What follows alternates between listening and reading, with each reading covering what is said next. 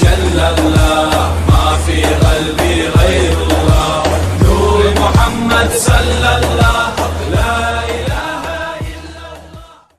حضرت عمر فاروق رضی اللہ تعالیٰ عنہ کے بارے میں امام ابن جوزی نے لکھا ہے کہ رات کو نا گھر کے اندر بیٹھے بیٹھے اچانک رو پڑے حضرت عمر، 62 سال عمر ہے، خلافت کے آخری ایام چل رہے ہیں تو رو پڑے ایسے ہی گھر میں بلا وجہ ہی۔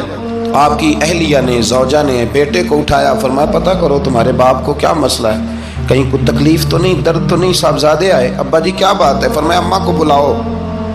سب لوگ جمع ہو گئے تو جناب عمر فاروق رضی اللہ تعالیٰ عنہ فرمانے لگے کہ بیٹھو میرے ارد گرد۔ سب بیٹھ گئے تو فرمانے لگے آج جب میں مسجد سے نکلا تھا تو میرے نبی پاک کے سچے صحابہ، سچے رسول کے سچے صحابہ، حضور کے سچے غلام یہ کہہ رہے تھے کہ عمر بڑا ہی اچھا ہے، عدل والا ہے، انصاف والا ہے۔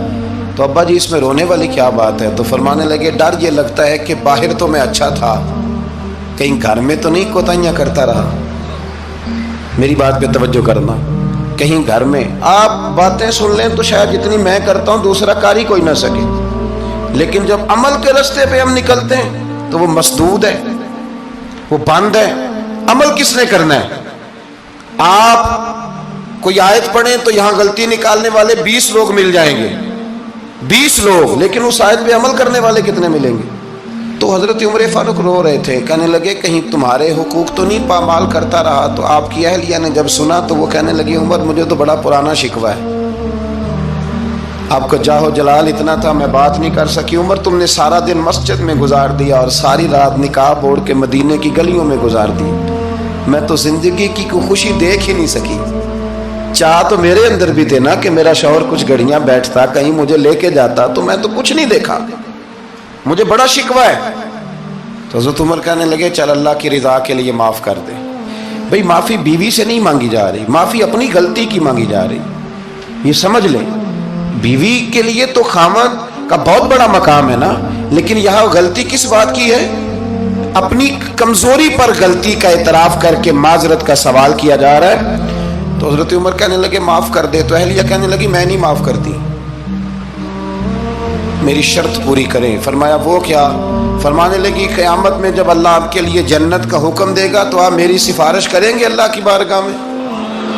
سفارش کریں گے کہ یا اللہ مجھے کپڑے دھو کے دیتی تھی، میری عزت کی حفاظت کرتی تھی، میرے بستر کو پاک رکھتی تھی، کہیں گے؟ تو حضرت عمر فرمانے لگے تیرے ساتھ وعدہ رہا، رب نے اگر عمر کو اپنے فضل، اپنے کرم اور اپنے محبوب کے صدقے جنت دی تو عمر تیرے بغیر جنت میں نہیں جائے گا۔ عمل کا رستہ، عمل کا رستہ دیکھیں نا، 2 دفعہ استاد بات کرتا ہے، 2 دفعہ، اور کوئی زیادہ، ایک تو ہے نا کہ ایم اے اور جناب ایم ایڈ اور ایم فل اور پھر پی ایچ ڈی قسم کا استاد، ایک وہ جو matric P T C teacher ہے نا، وہ 2 دفعہ اسٹوڈنٹ کو کام کہے تو تیسری دفعہ وہ ناراض ہو جاتا ہے، کہتا ہے میں 2 دفعہ کہا ہے۔ بچے کو آپ 2 دفعہ کہتے ہیں اور اگر تیسری دفعہ کہنا پڑے تو غصہ آتا ہے نہیں آتا؟ بھئی تو نے اتنی دفعہ کہا تو سمجھ نہیں رہا بات کو۔ اور اگر اللہ کریم قرآن مجید میں سینکڑوں دفعہ کہے نماز پڑھو، سینکڑوں دفعہ، اور یہ بہانے کر رہا ہے، یہ بھی پروگرام بنا رہا ہے، پھر کہتا ہے میں بے چین رہتا ہوں، میں بے قرار رہتا ہوں۔ عمل کا رستہ اس کو اختیار کریں، آپ سکون میں رہیں گے۔ بد عمل آدمی اور بے عمل آدمی یہ ہمیشہ پریشان رہتے ہیں، ہمیشہ۔ عمل کریں، توبہ کریں تو پھر بدل جائیں، پھر تبدیلی آئے، اور یہ کوئی مشکل کام نہیں، جو بدلنے والے تھے وہ بدل گئے، بڑا کچھ کرتے تھے پر پھر وہ لوگ بدل گئے۔ حضرت فضالہ رضی اللہ تعالیٰ عنہ کہتے ہیں کہ میں بڑا دلدادہ تھا عورتوں کا، اور میرا ماحول یہ تھا کہ میں قتل بھی کر لیتا تھا، معاذ اللہ چوری بھی کر لیتا تھا، اور رات میری طبیعت تھی معاذ اللہ نئی سے نئی عورت کے پاس جانا۔ کہتے ہیں ابو جہل نے اعلان کیا کہ جو نبی پاک علیہ السلام کا سر اقدس معاذ اللہ کاٹ کے لائے گا، نقل کفر کفر نہ باشد، 100 سرخ اونٹ انعام ملے گا۔ تو میں نے ارادہ کر لیا کہ میں بہت سارا انعام حاصل کروں گا۔ قرآن مجید میں نا اللہ فرماتا ہے کہ بہت سارے لوگ ایسے ہیں جنہیں اگر میں رزق میں کشادگی دے دوں، زیادہ پیسے دے دوں، فرمایا باغی ہو جائیں، وہ سرکش ہو جائیں۔ یہ بہت سارے لوگوں کو جو اللہ تبارک و تعالیٰ اعتدال میں رکھتا ہے تو یہ ان کے لیے بہتر ہے. ہر بندہ دولت کے ہوتے ہوئے نیک ہو سکتا، تو یہ اللہ اگر رکھتا ہے نا اعتدال میں تو شکر کرے اللہ کا، ورنہ تو لوگ عیاشیاں کریں، پتہ نہیں کیا کچھ کر گزرے. تو حضرت فضالہ کہتے ہیں کہ میں نے خنجر تیار کیا اور میں نے بغل میں اس کو چھپایا، اوپر میں نے چادر اوڑھ لی. اب مجھے پتا تھا ظہر کی نماز کے بعد نبی پاک صلی اللہ علیہ وسلم طواف کعبہ کے لیے، بیت اللہ شریف کے طواف کے لیے جاتے ہیں. کہتے ہیں میں بھی اس طرف بڑھا، رستے میں نا وہ خاتون جس کے گھر میں نے رات آنا تھا، میں نے دروازے پہ دستک دی. میں نے کہا کہ تیار رہنا، تیار رہنا، آج میں بڑے پیسے لے کے آؤں گا. اسے میں نے یہ کہا اور پھر میں چلا گیا بیت اللہ شریف کا طواف کرنے. کہتے ہیں اللہ کے محبوب بھی طواف کر رہے تھے تو میں نے بھی طواف شروع کر دیا. ارادہ یہ تھا کہ جہاں نبی پاک علیہ السلام میرے قریب سے گزریں گے تو موقع پا کر میں حضور کے جسم اقدس پر خنجر کھونپ دوں گا اور معاذ اللہ شہید کر دوں گا. کہتے ہیں حضور ایک دفعہ بھی میرے پاس سے گزرے تو میں ہمت نہ کر سکا، دوسری دفعہ بھی پاس سے گزرے تو میں ہمت نہ کر سکا، تیسری دفعہ بھی گزرے تو میں ہمت. نبی کریم صلی اللہ علیہ وسلم 2-3 دفعہ گزرے تو فرماتے ہیں کہ مجھے موقع نہ ملا، اس لیے کہ حضور فرماتے ہیں اللہ نے روب کے ساتھ میری مدد فرمائی، دشمن پر میرا روب طاری ہو جاتا ہے. فرماتے ہیں جب چکر پورے ہو گئے تو محبوب کریم نہ چھٹے چکر پہ فرمانے لگے فضالہ چکر ایک رہ گیا ہے، بے خبر ہو جو غلاموں سے وہ آقا کیا ہے، ایک پھیرا رہ گیا ہے. کہتے طواف مکمل ہو گیا تو محبوب میرے قریب آئے، فرمایا وہ کام کرتے کیوں نہیں جس کے لیے آئے تھے؟ میں نے عرض کی یا رسول اللہ کون سا کام، کیسا کام؟ اندر تو چور تھا نا، بانج فقیروں کسے نہیں ماریا اے ہوئی چور اندر دا، اندر چور تھا نا. کہتے ہیں حضور نے مجھے کندھے سے پکڑ کے ہلایا، فرمایا کرتے کیوں نہیں؟ جب حضور نے ہلایا تو وہ خنجر بھی پیروں میں گرا اور میں بھی رسول اللہ کے پیروں میں گر گیا. میں نے کہا حضور مجھے کلمہ پڑھا دیں. کہتے ہیں حضور نے پہلے میرے دل پہ دست مبارک پھیرا، پھر میرے نبی نے مجھے کلمہ پڑھا دیا. اب نا مرید ہونے والا کہتا ہے کہ جی آہستہ آہستہ میں ٹھیک ہو جاؤں گا. اب وہ آہستہ آہستہ کا کیا ترجمہ ہے یہ بالکل سمجھ نہیں آتی.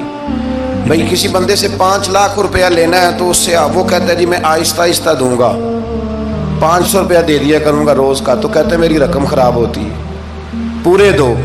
اور نیکی کی بات جب آتی ہے تو کہتے ہیں حضرت صاحب دین اتنا سخت نہیں ہے، میں آہستہ آہستہ ٹھیک ہو جاؤں گا. اب میں مغرب عشاء پڑھنی شروع کر دی ہے میں نے، اب میں تسبیح لے لی ہے کل میں نے، بھی آہستہ آہستہ میں ٹھیک ہو جاؤں. یعنی رقم لینی ہو تو وہ آہستہ آہستہ قبول نہیں ہے، لیکن اور مکان کی رجسٹری اگر کرانی ہو تو مالک مکان کہے کہ آہستہ آہستہ کرا لو. کہتے ہیں پیسے پورے دیے، سویرے چل اور بیان دے.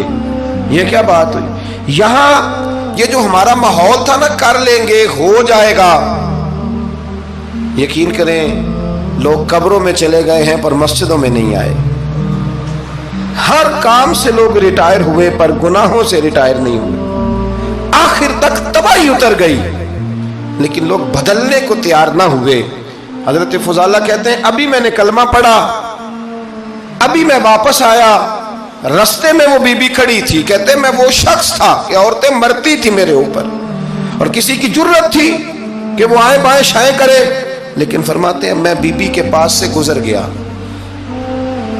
پہلے تو اس کا خیال تھا رکے گا، لیکن جب میں رکا نہ تو دروازے پہ آئی، اور جب میں گزر گیا تو اس نے آواز دی، لیکن میں نے سنی انسنی کر دی. جب آگے بڑھا تو میرے پیچھے دوڑی.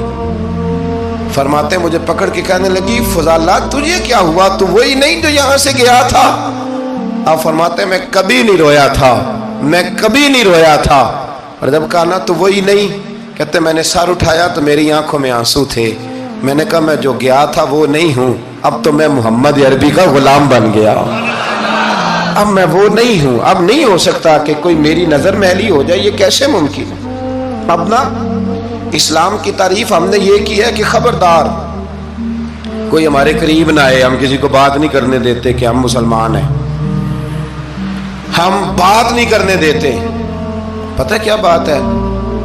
ایک میری یہ تقریر ہوتی ہے ممبر پہ، اور ایک میرا عمل ہوتا ہے جب میں سفر کرتا ہوں، جب میں گاڑی میں بیٹھتا ہوں، جب میں دوستوں سے ملتا ہوں. جب ان دونوں باتوں میں تضاد آتا ہے نا، تضاد، تو لوگ تقریر کو جذبات نہیں کہتے، ایک فن بن جاتی ہے تقریر. آپ کو پتہ ہے نا، وائزین نعت خواں کہتے ہیں میں نے محفل لوٹ لی، پھر لوگ شمار کرتے ہیں کتنے لوگوں نے سبحان اللہ کہی، پھر لوگ شمار کرتے ہیں کہ آج 5 بندے روئے بھی تھے جب میں تقریر کر رہا تھا. تو پھر یہ فن ہے، یہ جذبات کا اظہار. سمجھ لیں بات کو کہ عمل جب آپ نہیں نہ کرتے عمل، تو آپ خود بڑے بے چین رہتے ہیں کہ یار یہ میں کیا کر رہا ہوں، یہ کون سا گورکھ دھندا ہے کہ میرا عمل صفر ہوتا جا رہا ہے. ہمارے ایک استاد تھے تو وہ فرمایا کرتے تھے کہ اگر پڑھے لکھے آدمی کو تم بے عمل دیکھو تو اس سے دور ہٹ جایا کرو، ورنہ تمہیں بھی بے عمل کر دے گا. میں نے ان سے عرض کی، میں نے کہا حضور یہ کیا ہے؟ تو فرمانے لگے اپنے حضرت صاحب سے پوچھنا، وضاحت کریں گے. میں نے حضرت صاحب سے کہا جی عجیب بات کر دی ہے، علم والے بندے کے پاس بیٹھ کے تو علم آتا ہے. تو وہ فرما رہے تھے کہ علم والے بندے کے پاس اگر وہ بے عمل ہو تو بالکل نہ بیٹھنا. تو حضرت صاحب فرمانے لگے انہوں نے صحیح کہا ہے. اب بات بہت بڑی ہے، پتہ نہیں آپ کی سمجھ میں آتی ہے نہیں آتی، بہرحال کر دیتا ہوں. پڑھا لکھا بندہ اگر بے عمل ہو تو اس کے پاس، تو میں نے کہا حضور کیوں؟ فرمانے لگے